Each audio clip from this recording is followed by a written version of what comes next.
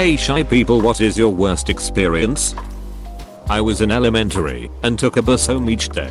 I missed my stop and I was so terribly shy and quiet the bus driver didn't hear me. He went on to pick up high school students and didn't notice I was still on the bus. The high school students were so sweet and kind. They alerted the bus driver and he took me home. My mom was freaking out by the time I got home. Happened to me too. Fucking wackiest sugar I ever experienced. I expected these older kids to be dicks. Then they're the nicest folks ever. Exclamation mark. Yeah. Learned much later in life looking back.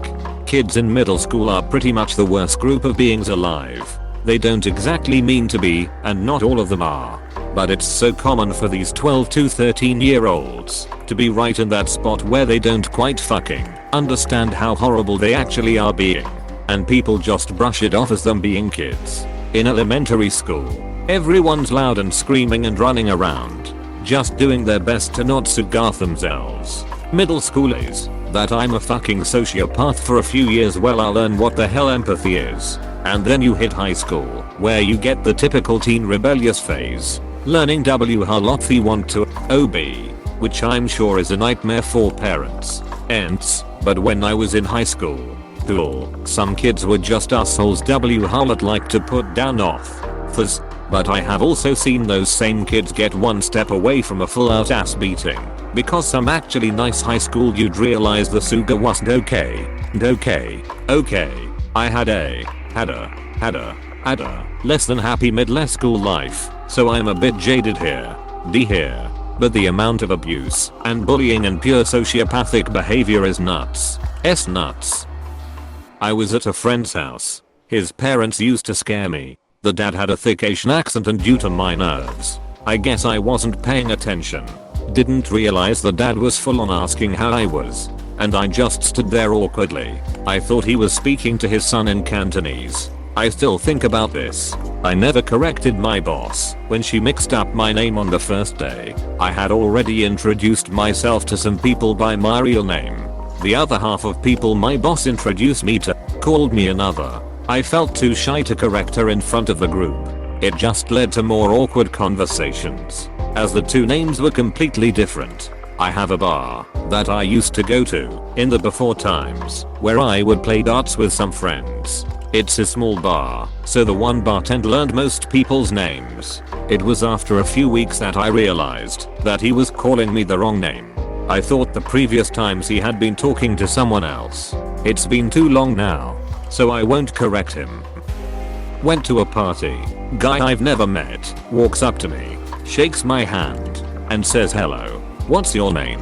Where were you born? Where will you die? What's in between? Not letting go of my hand the whole time. I completely locked up. Had no idea what to say. In my high school Spanish class, some kid screamed, "Do you ever talk at me?" in front of the entire class. Super embarrassing at the time, but hilarious to look back on. Edit, for those curious. I said nothing in response. If only I could go back in time. Had a similar incident in freshman science class in high school. Hardly ever talked, and I guess the teacher somehow got it in her head that I was mute. She came up to me early one morning just before class with a sign language interpreter and asked if I needed participating in class. Looked her dead in the eye and said I can talk. She turned about 7 different shades of red before telling the interpreter they wouldn't be needed. Mandatory speech class when I was a freshman in college. I'd do the thing, then go back to my dorm and throw up. Really freaked out my roommate. Howlett I barely spoke. 5 speeches that semester.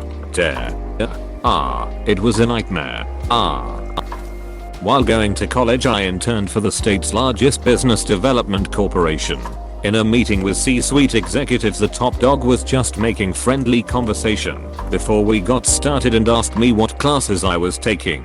To set the picture, I'm just the peon note taker and would never expect anyone to even notice that I was there, let alone put me on the spot with a long table of successful professionals staring at me. I blacked out.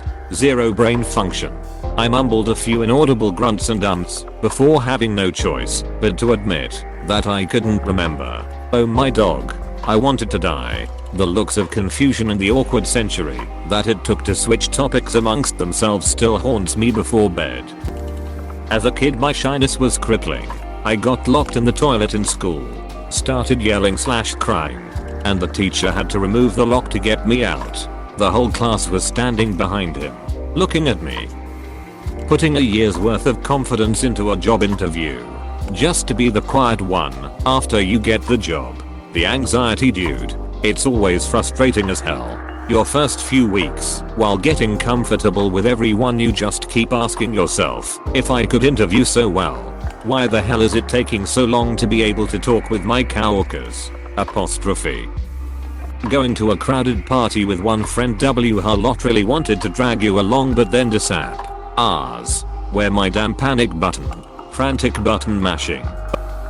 Graduating basic training and having to walk across the stage. Stop at the mic. Execute a left face turn. State my name in the mic with a short pause between first and last name as a cue for the next row of guys to walk up. I completely fucked it up in front of everyone. Went to shake my drill sergeant's hand as a formality of the ceremony and he whispered to me, way to fudge a foot up in front of everyone. Dipshit. For G off, back to your seat. T. I fucking hate public speaking. G.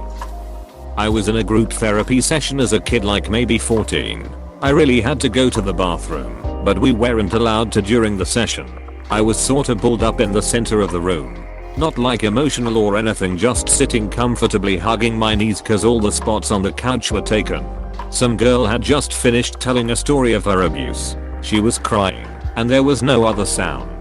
Was sort of that awkward but respectful silence that fills the space when you wanna be supportive, but saying anything at all would somehow seem inconsiderate. It was into this yawning void that I farted. I knew it was coming. I'd been staving off the gurgling in my stomach for some time now. It broken into a sweat already with the sheer effort of will to delay the inevitable. It was no use. I tried to discreetly shift my weight and maybe muffle the sound. I failed. This was neither silent nor deadly. It effortless shattered the silence like sledgehammer vs a Christmas ornament. Another moment of silence swallowed the sound, but it was a void of disbelief. Then some kid yelled as loud as they could. Jen farted! Exclamation mark! Exclamation mark! And the entire room collapsed into helpless laughter while I promptly turned to stone and died on the spot. Hopefully it gave the crying girl a giggle too. It actually did. It's pretty hard not to give in to the absurdity of the moment. You know, if you're not the one her lot fitted anywhere. Being told to lower your voice and shut up as a child. Then as a teen being told to speak up for myself more and answer when I'm asked something. Then growing up never speaking unless spoken to or in case of emergency. As a shy girl I only talked when my friends did. I also didn't go to my teacher when I accidentally smashed my thumb with a hammer for a class project. Since I was trying my best to be quiet and not disturb anyone, I realized no one noticed I smashed my thumb up. So after recovering from almost fainting at the sight of my blood oozing out, I walked up to the teacher so I wouldn't bother anyone else and asked her if she had a first aid kit. She said of course. Why? Did you hurt yourself?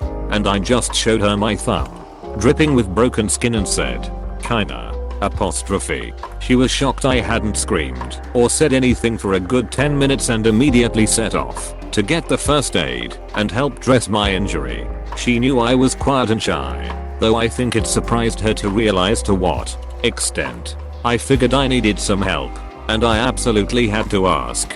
Because my tiny first aid kit was only meant for percuts and small scrapes. Long story short, I was too shy to draw attention to my pain and had to gather the courage and breath to ask for assistance. Are you me? I had a similar thing happen at basketball practice where I tripped going to get the ball, fractured my wrist, but was too shy to tell anyone, so I just kept playing. Then at the end of practice, the coach told me to work on my dribbling BC. I was only using one hand. I got a concussion during sports practice at school and was too shy to say anything. I didn't want to bother the coach, so I kept playing despite being on the verge of passing out. The next day, I went to school with a pounding headache and overwhelming nausea. The lights were far too bright and everything was so loud. My maths teacher took one look at me and said he was glad I got out of my comfort zone and did something different for a change. He knew I was shy and had assumed I was hungover. Apparently there had been a massive party the night before and lots of students had been drinking. My shy buddy hated ordering coffee at the Starbucks in the Barnes & Noble bookstore. They cannot accept your order and take your money. They had about 6 questions they have to ask first. She couldn't stand it. I'd like a medium coffee. Do you want light roast or dark roast? We don't have medium. We have tall. Okay. Do you need space for cream? What's your name? Are you part of the bookstore club? Are you part of the Starbucks points? I'm not sure if I'm remembering it right, but I think at least once she panicked and walked away mid-interrogation. I wouldn't say this is my worst experience, but it's amusing to me. I was setting up a network in a small satellite office and was still working when the last other person left. It was nighttime and they didn't see me or know I was still there, so they turned out all the office lights as they left. I left them off because I enjoy working in the dark and do it often. After like an hour another worker came back into the office to do something or another, and rather than have to say hi I opted to hide under the desk I was at in an open office as a 35-year-old man. I'm not sure why I did that, but luckily they didn't notice me and left again after about 15 minutes. I went from being the anxiously shy kid to the anxiously talkative person that has no filter and people find annoying. The worse the social tension gets. The more I talk, the worse I make it. The more I talk. I had a roommate and I lived with for 2 months while I subletted a room. I used to talk to him for hours like every night after work. In my head, I'd justify thinking I was overthinking it. That he doesn't hate me. Why would he talk to me for so many hours? But then again, we never hung out outside the apartment. We are both busy. That's it. He's never called me back or talked to me since I moved out. Kinda hard to dismiss that he thought you were crazy and only appeased you because he thought you would murder him in his sleep explanation. Well anyway, it turns out I can avoid being psychotically talkative and later screaming into my pillow regretting it if I just avoid people. I hate video calls. I was going to drive 5 hours to my college to talk to a professor in person instead of just video calling to follow up on something. I have a theory on this one because I feel the same way. In-person interactions usually allow for a deeper level of connection when it's someone you are already familiar with that can make us shy people less anxious, something that you totally lose over a video call. Someone took my order from the shelf at the online order station at Chipotle, and I waited 45 minutes after the time it was supposed to be done before saying anything, because I didn't wanna be rude. Not the literal worst thing to happen to me, but it is what stopped me from going to Chipotle. I started high school after having been cooped up at home for 6 months recovering from spine surgery for scoliosis. I was really unsocialized when I started school that September and had to force myself to do things that involved talking to people I didn't know. I'd set little daily goals for myself until I got used to it again. It was painful. I imagine much of the world will feel this way when isolation ends though. Sat at the back of the class in Spanish when the teacher from the front asks a question.